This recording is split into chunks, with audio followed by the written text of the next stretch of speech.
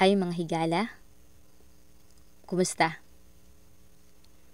Hali, ubani ko ninyo nga mag-andam para unyang kaadlawon para sa pagtagbo sa bagong tuig.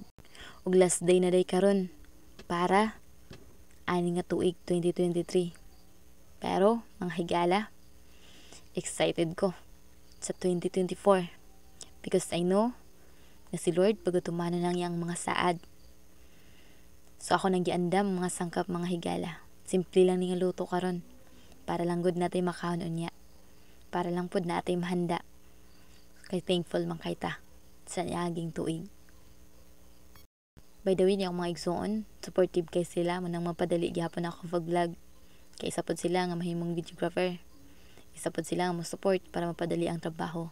Gani nga time mo nang giandam ang mga lamas para sa spaghetti nato.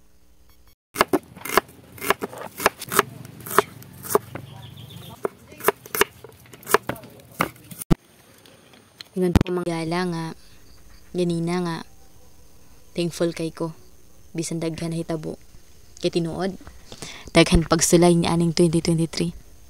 Daghan kaayo mga panahon nga gusto na ko mo give up. Daghan kay mga panahon nga kapoy na kay magpadayon.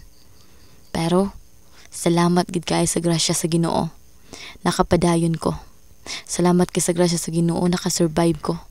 Dili na ako kaya kung wala siya mga higala. Bisan kinsa sato without God, dili nato ni kaya. Basta mga higala, mahimutang mapasalamaton sa year 2023 kung nibati man tag kaayahay, kasakit, problema ani. Pero tuloy ang tanan. All things work together for good to those who love Him. So bisan kinsa nga higugma sa Dios, ang tanan butang nga mahitabo sa iyang kinabuhi, ikaayo na niya. Tungod kay si Lord, wala siya lain plano kundi ang atong kaayuhan. Basta mga higala, kung unsa man ang imong naagian, be thankful tungod kay nakasurvive ka.